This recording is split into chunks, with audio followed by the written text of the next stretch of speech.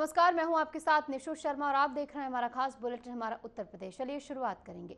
Bulletin में सबसे पहले जिक्र करेंगे मुख्यमंत्री योगी आदित्यनाथ का, जहां पर गोरखनाथ मंदिर में युग पुरुष ब्रह्मलीन महंत दिग्विजय नाथ जी महाराज पर आधारित विशेष व्याख्यान का आयोजन किया गया। इस व्याख्यान में महंत दिग्विजय नाथ जी महाराज के जीवन, आदर्शों और समाज में उनके योगदान को विस्तार पूर्वक प्रस्तुत किया गया। व्याख्यान में उपस्थित श्रद्धालुओं और भक्तों ने महंत दिग्विजय नाथ जी महाराज के जीवन, संघर्ष, उनके धर्म और समाज सुधार के लिए किए गए कार्य पर गहन चर्चा की। मंदिर प्रशासन ने कार्यक्रम को व्यवस्थित रूप से संपन्न कराने के लिए विशेष इंतजाम किए और उपस्थित श्रद्धालुओं को सभी सुविधाएं उपलब्ध कराई गईं।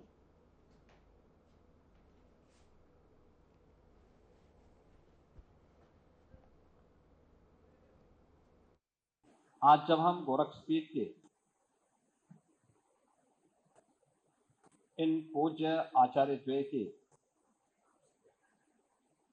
साप्ताहिक श्रद्धांजलि समारोह कार्यक्रम में यहाँ पर एकत्र हुए हैं, पिछले एक सप्ताह से अलग अलग कार्यक्रमों के माध्यम से ये समारोह गत वर्ष की भांति ही निरंतर आगे बढ़ रहा है। आज युग पुरुष ब्रह्मलीन महंत दिग्विजय नाथ जी महाराज की पावन पुण्यतिथि है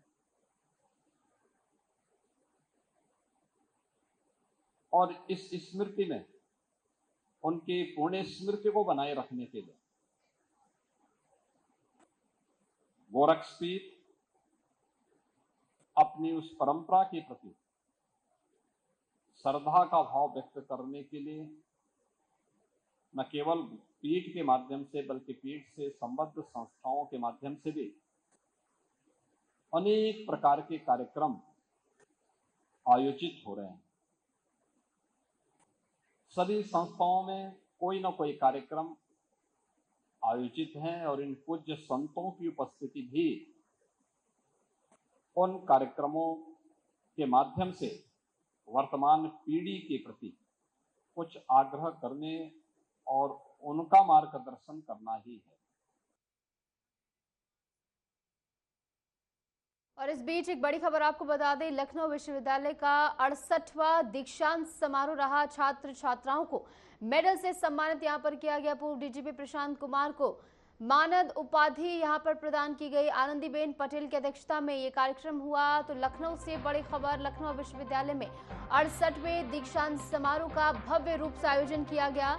इस खास मौके पर उत्तर प्रदेश की राज्यपाल और विश्वविद्यालय की कुलाधिपति आनंदीबेन पटेल ने 201 मेधावी छात्र छात्राओं को मेडल प्रदान किए। वहीं सबसे बड़ी बात यह रही कि पुरस्कारों में से 80% मेडल्स पर छात्राओं ने कब्जा जमाया है, जो महिला शिक्षा और सशक्तिकरण की दिशा में एक बड़ी उपलब्धि के तौर पर भी देखा जा रहा है। इस अवसर पर लखनऊ विश्वविद्यालय के पूर्व डीजीपी प्रशांत कुमार को मानद उपाधि से सम्मानित किया गया, जो विश्वविद्यालय के लिए गर्व का क्षण रहा। तो ये पूरा समारोह जो है वो बेहद भव्य रूप से यहाँ पर मनाया गया, जहाँ पर बतौर मुख्य अतिथि आनंदीबेन पटेल यहाँ पर पहुंची और इस दीक्षांत समारोह में 201 मेधावी छात्र छात्राओं को मेडल्स वितरित किए गए हैं। आनंदीबेन पटेल की अध्यक्षता में ये पूरा कार्यक्रम रहा और इस समारोह में कुलाधिपति आनंदीबेन पटेल ने 201 मेधावी छात्र छात्राओं को मेडल प्रदान किए। तो वहीं जैसे कि हमने आपको बताया कि सबसे बड़ी उपलब्धि ये रही कि पुरस्कारों में से 80% मेडल्स जो हैं वो छात्राओं ने जीते हैं, जो महिला शिक्षा और सशक्तिकरण की दिशा में एक बड़ी उपलब्धि मानी जा रही है। जैसे कि सीएम योगी आदित्यनाथ और जो सरकार है उसकी प्रतिबद्धता महिला सशक्तिकरण के तौर पर अब जो है धरातल पर भी उतरती हुई नजर आ रही है। और उसका सबसे प्रमाण ये रहा क्योंकि 201 छात्र छात्राओं को यहाँ पर मेडल्स दिए गए थे और इसमें से 80% छात्राएं रही हैं। छात्राओं का कब्जा यहाँ पर देखने को मिला है मेडल्स पर। तो ऐसे में महिला सशक्तिकरण को पूर्ण रूप से बढ़ावा दिया जा रहा है और ऐसे में राज्यपाल आनंदीबेन पटेल ने 201 छात्र छात्राओं को यहाँ पर मेडल्स वितरित किए। बढ़ेंगे आगे, खबर वाराणसी से है, जहां मॉरिशस के पीएम नवीन चंद्र राम गुलाम के दौरे को लेकर सुरक्षा के कड़े इंतजाम किए गए हैं। 5000 पुलिसकर्मी, 50 गजेटेड ऑफिसर, 15 आईपीएस एयरपोर्ट पर तैनात हैं। बता दें कि प्रधानमंत्री नरेंद्र मोदी भी कल वाराणसी पहुंचकर उनका स्वागत करेंगे। ताज होटल में कल दोनों देशों के बीच द्विपक्षीय बैठक का भी आयोजन किया जा रहा है। वहीं सीएम योगी भी मॉरिशस के पीएम के साथ इस दौरान मौजूद रहेंगे। 12 सितंबर को मॉरिशस पीएम वाराणसी से रवाना होंगे। मॉरिशस के प्रधानमंत्री जी का जनपद बनारस में आगमन हो जाएगा और 11 तारीख को हमारे देश के माननीय प्रधानमंत्री जी उनका आगमन होगा। इसके मद्देनज़र सुरक्षा के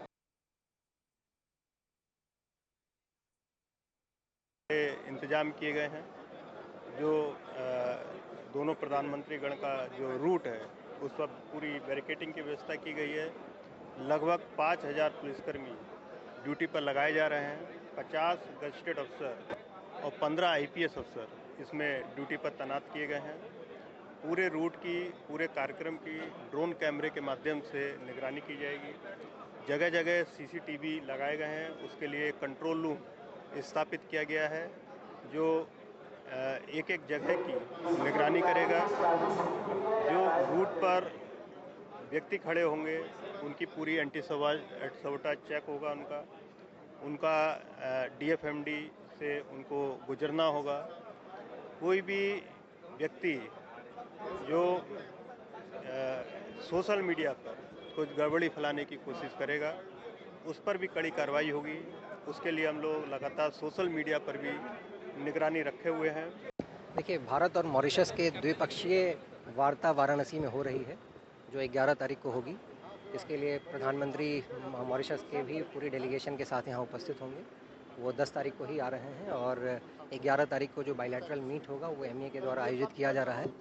और जो मॉरिशस की जो पूरी डेलीगेशन है द्विपक्षीय वार्ता के उपरांत जो हमारे यहाँ गंगा आरती होती है वो भी देखेगी। काशी विश्वनाथ मंदिर में भी दर्शन के लिए जाएगी।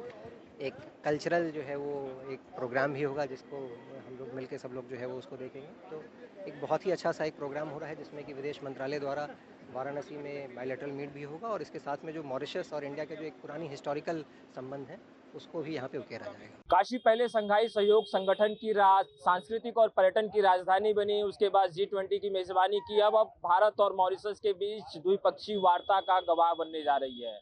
इस वक्त हमारी मौजूदगी उस होटल के सामने है जहां पर ये द्विपक्षीय वार्ता होनी है। ये शहर का एकमात्र 5 सितारा होटल है जहां पर दो देशों के बीच जो सामाजिक मुद्दों पर, राजनयिक मुद्दों पर, आर्थिक मुद्दों पर, सांस्कृतिक मुद्दों पर चर्चा होगी और चर्चा के बाद दोनों पक्षों की ओर से यानी भारत के प्रधानमंत्री और मॉरिशस के प्रधानमंत्री की ओर से एक साझा प्रेस कॉन्फ्रेंस की जाएगी और तमाम सहमति बने मुद्दों पर क्या कहते हैं कि उस पे MOU सिग्नेचर भी होंगे। इन दोनों देशों की अगर बात करें तो जो मॉरिशस है वो मिनी भारत के रूप में कहा जाता है और काशी में इस द्विपक्षीय वार्ता कराने का एकमात्र मकसद है कि जो यहाँ के जो गिरमिटिया मजदूर है जो करीब 300-400 साल पहले जाकर मॉरिशस में बस गए थे, अब वहाँ पर मिनी आबादी या फिर मिनी भारत के रूप में मॉरिशस को रिप्रेजेंट करते हैं। यही कारण है कि इस द्विपक्षीय वार्ता के लिए काशी का चयन किया गया है। हालांकि काशी को लेकर काशी में ऐसा ये पहला मौका नहीं है। इससे पहले जापान के प्रधानमंत्री शिंजो अबे या फिर फ्रांस के जो प्रधानमंत्री है इमैनुअल मैक्रोन वो भी पहले काशी आ चुके हैं और यहाँ की सामाजिक, आर्थिक और सांस्कृतिक गतिविधियों में भाग ले चुके। मुख्यमंत्री योगी आदित्यनाथ भी उनके साथ डिनर के होस्ट करेंगे और उनके स्वागत के लिए अब से थोड़ी देर बाद प्रदेश सरकार के उप मुख्यमंत्री और राज्यपाल जो है भावलपुर एयरपोर्ट पहुंच रहे हैं। और यानी कि अब से कहा जाए तो जो तैयारियां हैं भारत और मॉरिशस के बीच द्विपक्षीय वार्ता के लिए वो काशी उसके लिए पूरी तरह से तैयार और सज धज के तैयार हो चुकी है। फिलहाल वाराणसी से अभिषेक। आगे बढ़ेंगे। नेपालगंज में कर्फ्यू लगाए जाने के बाद भारत नेपाल सीमा पर पूरे तरीके से सन्नाटा पसरा हुआ है।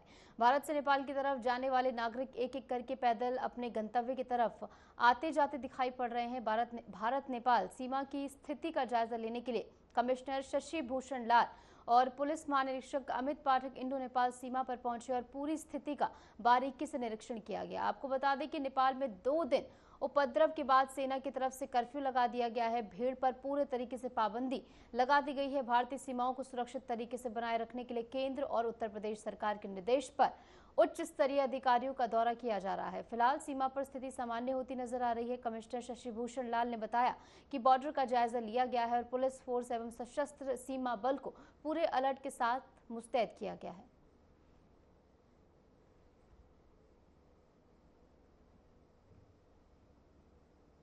हम लोगों ने व्यापक पुलिस प्रबंध कर लिए थे और ये कल की ही बात नहीं है। 3 दिन से हम लोगों की ज्वाइंट पेट्रोलिंग, जो बॉर्डर गार्डिंग फोर्स हमारी SSB है उनके साथ समन्वय, उनके साथ उनके वरिष्ठ अधिकारियों से वार्तालाप करते हुए जो भी हमारे पास इनपुट्स आ रहे थे उसमें जिला पुलिस की तरफ से एक्स्ट्रा फोर्स दे करके हम लोग लगातार पेट्रोलिंग और सतर्क दृष्टि रखे हुए हैं। फिलहाल स्थिति यहाँ पर पूरी तरीके से शांतिपूर्ण है। कोई भी इवेंट ऐसा नहीं है जिससे कोई अभी परेशानी हो रही हो।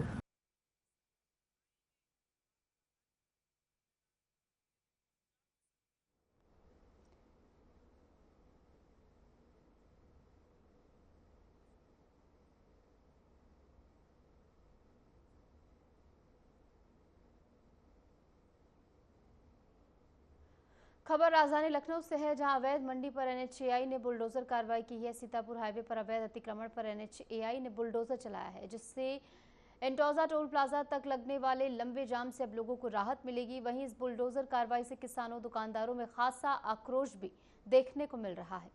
तो अवैध मंडी पर एनएचएआई का बुलडोजर चला है और इसी को लेकर किसानों और इसी के साथ कई लोगों में आक्रोश है। हालांकि बेहद ही शांतिपूर्ण तरीके से यहाँ पर पुलिस की ओर से कार्रवाई की गई है।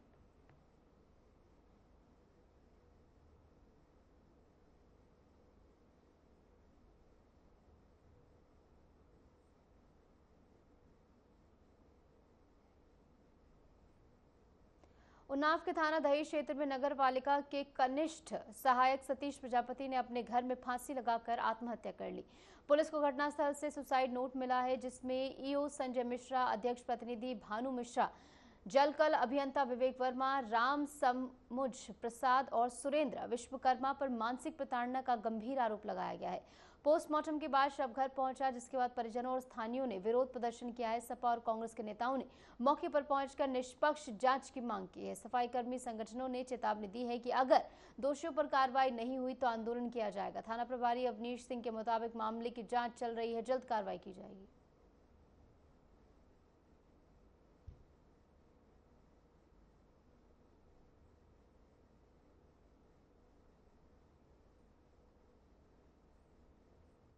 देखिए, घटना हुई है श्रीनगर में, जहाँ पे एक नगर पालिका का परमानेंट कर्मचारियों ने सुसाइड नोट लिखते हुए अपनी जान को दे दिया है, जिसमें अभी परिजनों से कांग्रेस के तकरीर नंबर के रूप में हम लोग मिले और उनसे वार्तालाप करी तो पता चला कि 17 महीने का वेतन नगर पालिका द्वारा उसको नहीं दिया गया था। साथ ही साथ उसको कहीं ना कहीं 2-4 दिन पहले उसको नगर पालिका के अंदर 4-5 लोगों ने मिलकर मारा चुका, जैसा कि परिजनों का कहना है। और साथ ही साथ जब मारपीट हुई तो उसको मानसिक प्रताड़ना हुई, वो घर कैसे चलाता, अपने बीवी बच्चों को कैसे पालता। शायद वो कहीं ना कहीं 17 महीने से जो वेतन नहीं मिला था, उसके चलते उसकी मानसिक उत्पीड़न इतनी ज़्यादा हो गई कि उसने रात में खाना खाने के बाद, जैसा परिजन कह रहे हैं, खाना खाने के बाद उसने आत्महत्या करने का अपने अंदर मन बनाया और वो फांसी की कत्तियों पर लटक गया।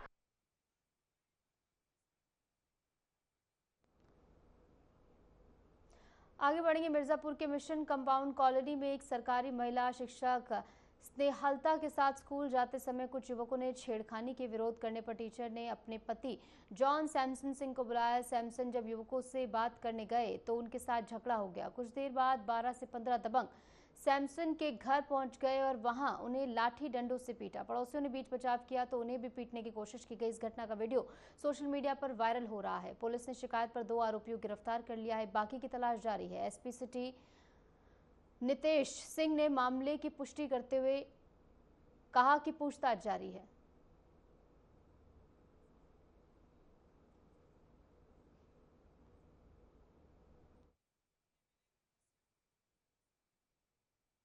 ये घटना जो है थाना कोतवाली शहर के मिशन कंपाउंड वाले रीजन की है। ये परसों की घटना है, सुबह 6 बजे की, और इसमें परसों ही अभियुक्तों को पंजीकृत कर लिया गया था। पुलिस के द्वारा सीसीटीवी फुटेज के अवलोकन कर इसमें जो अभियुक्तों को उनकी पहचान की गई और इसमें 2 अभियुक्तों को पुलिस द्वारा गिरफ्तार कर लिया गया है और इसमें अग्रिम विधिक कार्रवाई प्रचलित है। कितने लोगों के खिलाफ मुकदमा दर्ज किया गया है और रीजन क्या पड़ा जो घर पे चढ़ के ये लोग पिटाई कर रहे हैं? तहरीर में एक लोग के विरुद्ध मुकदमा पंजीकृत था, उसमें विवेचना से जो चीजें साक्ष्य उसमें निकल के आए उसके अनुसार 2 लोगों को अभी गिरफ्तार किया गया और कार्रवाई प्रचलित है। इसमें उन्होंने अपनी वाइफ के लिए आरोप लगाए थे कि उनकी वाइफ टीचर है तो पढ़ाने जाती है, तो उस पर उनका आरोप था कि इन लोगों द्वारा। पूरा मामला ये है कि मेरी वाइफ सरकारी टीचर है और रैनपट्टी से रोज वैन पकड़ती हैं अपनी, और वहीं पे एक लड़का बैठा रहता है जो आई गई लड़कियों को कमेंटबाजी करता है या छेड़खानी करता है। तो कल का मामला है कि मेरे वाइफ ने मुझे फ़ोन किया और ये बताया कि यहाँ पे ये मुझे बदतमीजी कर रहा है, कुछ ना कुछ बोल रहा है। तो मैं उसको समझाने के लिए गया तो हाथापाई करने लगा मेरे साथ। इसके उससे थोड़ी देर बाद कुछ लोगों को लेके 15-20 लोग को लेके वो आया है मेरे घर के बाहर और फिर मुझे लाठी डंडे से पीटा है वो।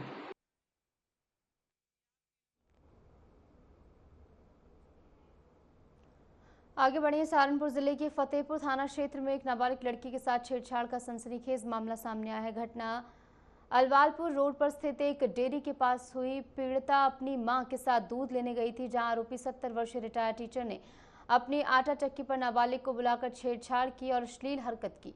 पीड़िता की जानकारी देने के बाद परिजनों ने फतेहपुर थाने में शिकायत दर्ज कराई। पुलिस ने तहरीर के आधार पर मुकदमा दर्ज कर लिया और जांच शुरू कर दी गई है। बता दें कि इस मामले में ने इलाके में हड़कंप मचा दिया है और सोशल मीडिया पर एक वीडियो भी वायरल हो रहा है जिसमें इस घटना का जिक्र किया गया है। पुलिस ने आरोपी के खिलाफ कड़ी कार्रवाई का आश्वासन दिया है। ग्रामीणों ने इस घटना से वो आक्रोशित हैं और दोषी को सख्त सजा देने की मांग कर रहे हैं।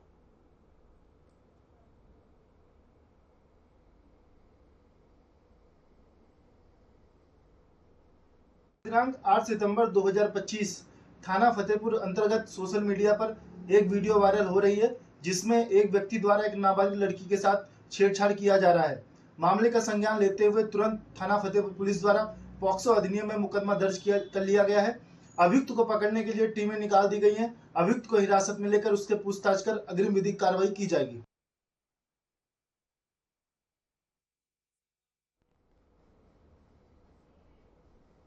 आगे बढ़ेंगे, एटा में ट्यूबवेल चलाते समय करंट लगने से एक किसान की दर्दनाक मौत हो गई। मौत की खबर से परिजनों में कोहराम मच गया। पुलिस ने शव को कब्जे में लेकर पोस्टमार्टम के लिए भेज दिया है। घटना की सूचना मिलते ही बेडनी चौकी प्रभारी विपिन कुमार भाटी भी पुलिस टीम के साथ घटनास्थल पर पहुंचे और मौके का जायजा लिया। मामला जलेसर थाना क्षेत्र के गांव खेरिया जम्मू का बताया जा रहा है।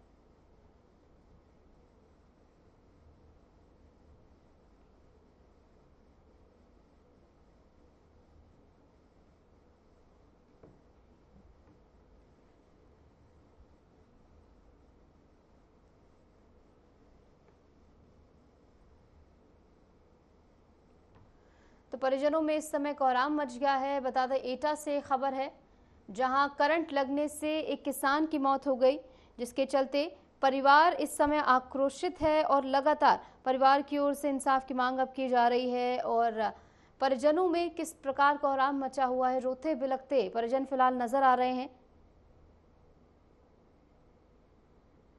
करंट लगने से किसान की मौत हो गई है। मामले की जांच हालांकि शुरू कर दी गई है। कोई भी दोषी अगर इसमें पाया जाता है तो उस पर कड़ी से कड़ी कार्रवाई की जाएगी, आश्वासन यहां पर दिया गया है पुलिस की ओर से। और लगातार इस पूरे मामले को लेकर जांच की जा रही है। परिजनों में इस समय कोहराम मच गया है। परिवार की ओर से इंसाफ की मांग की जा रही है और ऐसे में अब देखना महत्वपूर्ण होगा कि प्रशासन की ओर से जो आश्वासन दिया जा रहा है उसके तहत क्या कुछ कार्रवाई की जाएगी और इसी के साथ साथ क्या कुछ कदम प्रशासन की ओर से उठाए जाएंगे और कौन इसमें दोषी रहता है, इस पर भी क्या कुछ कार्रवाई होगी, ये देखना होगा। सीतापुर के अटरिया थाना क्षेत्र के अंबरपुर गांव में एक युवक की दर्दनाक मौत की खबर सामने आई है, जहां 11,000 वोल्ट की हाई टेंशन लाइन से खंबे में उतरे करंट की चपेट में आने से एक युवक की मौके पर ही मौत हो गई। घटना से गांव में अफरा तफरी मच गई। सूचना पर पहुंची पुलिस ने शव को कब्जे में लेकर पोस्टमार्टम के लिए भेज दिया है। अचानक हुई इस घटना से परिवार पर दुखों का पहाड़ टूट पड़ा है और घर वालों का रो रो कर इस समय बुरा हाल है। पुलिस मामले की जांच में जुट गई है। जो भी इसमें दोषी पाया जाएगा उस पर कड़ी कार्रवाई की जाएगी।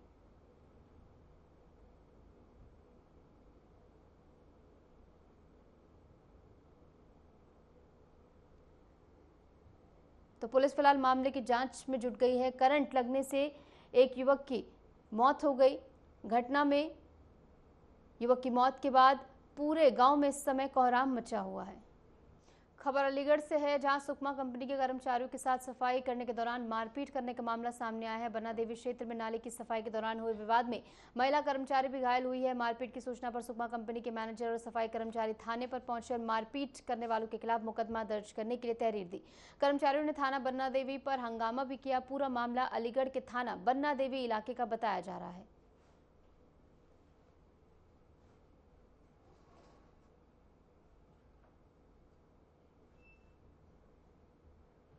फिलहाल मारपीट करने वालों पर मुकदमा दर्ज कर लिया गया है। नाले की सफाई के दौरान ये विवाद हुआ बताया गया है।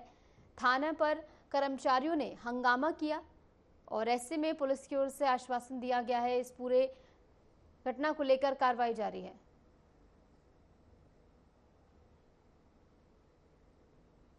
तो नाले की सफाई को लेकर ये विवाद हुआ। थाना पर कर्मचारियों ने हंगामा किया है और मारपीट करने वालों पर मुकदमा भी पुलिस की ओर से दर्ज कर लिया गया। बताया गया है कई लोग इसमें घायल हुए हैं, जिसमें एक महिला भी शामिल है जो कि घायल हो गई है।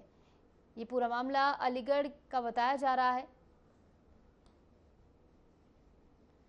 जहां पर इस पूरे विवाद के बाद जो मारपीट हुई उसके बाद कर्मचारियों ने थाने पर हंगामा किया है और कार्रवाई की मांग यहां पर की जा रही है। बताया गया है कि कई लोग इसमें घायल हुए हैं, जिसमें एक महिला भी शामिल है जो कि इस मारपीट में घायल हो गई है और फिलहाल मारपीट करने वालों पर ही मुकदमा दर्ज कर लिया गया है। हालांकि क्या कुछ तमाम अन्य तथ्य हैं जिसके चलते ये विवाद हुआ है, ये अभी शेष हैं, जिनके बारे में जानकारी आना भी बाकी है। और पुलिस की ओर से फिलहाल आश्वासन दिया गया है कि जो भी दोषी इसमें पाया जाएगा उस पर कार्रवाई की जाएगी। अलीगढ़ से खबर हम आपको बता रहे हैं और फिलहाल के लिए हमारे इस खास बुलेटिन में इतना ही। नमस्कार।